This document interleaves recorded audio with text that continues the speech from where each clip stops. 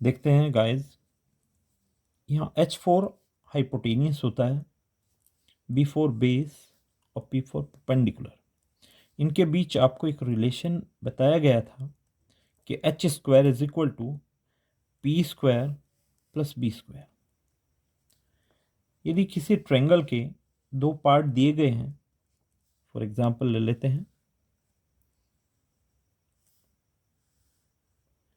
ये triangle A, B और सी है। यदि आपको ये साइड दी गई है और एक लार्जेस्ट साइड दी गई है और बेस के बारे में कुछ नहीं बताया गया है, तो इसको फाइंड आउट करना है। इसको फाइंड आउट करने के लिए यही रिलेशन आपको काम आएगा, H square is equal to P square plus B square. अब यहाँ पी क्या है? आप जहाँ भी जो भी एंगल बना होता है उसकी जो सामने वाली जो साइड होती है वो ऑलवेज पी है, और इस एंगल से मिलती हुई जो साइड होती है वो ऑलवेज बी होती है, और जो लार्जेस्ट साइड है वो आपकी एच होती है। तो देखते हैं, यहाँ एच आपको दी गई है 5 का स्क्वायर, पी यानी कि 3 का स्क्वायर, और बी ये फाइंड आउट करनी है आपको।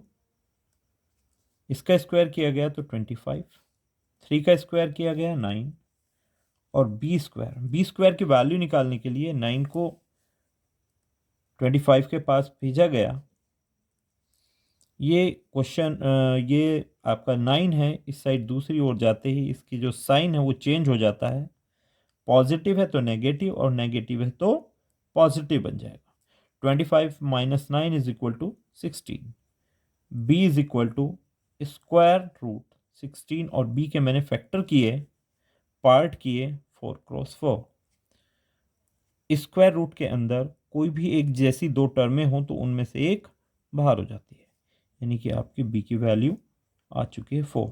इस तरीके से यदि किसी भी ट्रायंगल के कोई दो पार्ट दिए गए हैं, कोई एक पार्ट नहीं दिया गया, कोई दो साइड दी गई हैं और तीसरी साइड को पूछ रहा है, तो इस फॉर्मूले से आप इजीली उस थर्ड साइड को निकाल सकते हैं। अब क्यों निकाल रहे हैं, चलो देखते हैं एक एग्जाम्पल के through.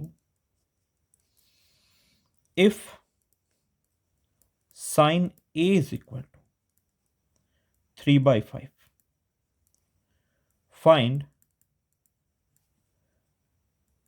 cos A and tan A। तो चलो देखते हैं सॉल्यूशन इसका। Sine A is equal to 3/5। आपको मैंने एक फॉर्मूला बताया था, पंडित बद्री प्रसाद हर हर भोले। ये ट्रायंगल के सभी पार्टों के बीच रिलेशन बताता है। जैसे साइन है तो साइन का ट्रायंगल के किन पार्टों से क्या रिलेशन है वो देखते हैं। तो sine A is equal to P upon H, यानी कि एक मैंने ट्रायंगल बनाया, उसकी तीनों साइड बनाई गई। इसकी साइड देखते हैं, ये ए, बी और सी। ये एंगल ए है तो इसके सामने वाली साइड पी होगी। इसके बिल्कुल मिलती हुई ये जो साइड सामने थी ये पी, इससे मिलता हुआ जो साइड है उसको बी बोला गया, और ये एच है। तो यहाँ पी की वैल्यू आपको कितनी दी गई है? 3। एच की वैल्यू 5। अब प्रॉब्लम क्रिएट कर रहा है ये बी, यहाँ बी पार्ट नहीं है, यानी कि बेस नहीं है। चलो इसको निकाल लेते हैं। अब इसको निकालने की ज़रूरत क्या हुई ये देखिएगा। जब हम कोस ए निकालने जाते हैं तो कोस ए क्या कहता है कि बी अपॉन एच होना चाहिए। अब बेस की वैल्यू नहीं है तो कोस ए नहीं निकलेगा, तो उसको निकालने के लिए, बेस को निकालने के फॉर्मूला लगाया गया P square plus B square. H की वैल्यू यानी कि 5 का स्क्वायर, पी की वैल्यू यानी कि 3 का स्क्वायर, प्लस बी स्क्वायर 25, 5 का स्क्वायर, 3 का square 9, plus B square. 25 minus 9 is equal to B square, बिल्कुल ये डिजिट वही है जो ऊपर हमने सॉल्व की थी, is equal to 16 B square. तो b is equal to square root 16, b is equal to 4, यानी कि ये जो एक साइड हमने नहीं निकाल पाए थे उसको इस फॉर्मूले के थ्रू हमने सॉल्व कर लिया है। तो कोस ए आपका क्या बोलता है कि b अपॉन एच, यानी कि 4, h की वैल्यू 5। यदि एक ट्रायंगल का तीनों साइड का ये फॉर्मूला नहीं होता तो आप इस प्रॉब्लम को सॉल्व नहीं कर पाते। चलिए देखते हैं इसी क्रम में tan a की वैल्यू क्या होती है।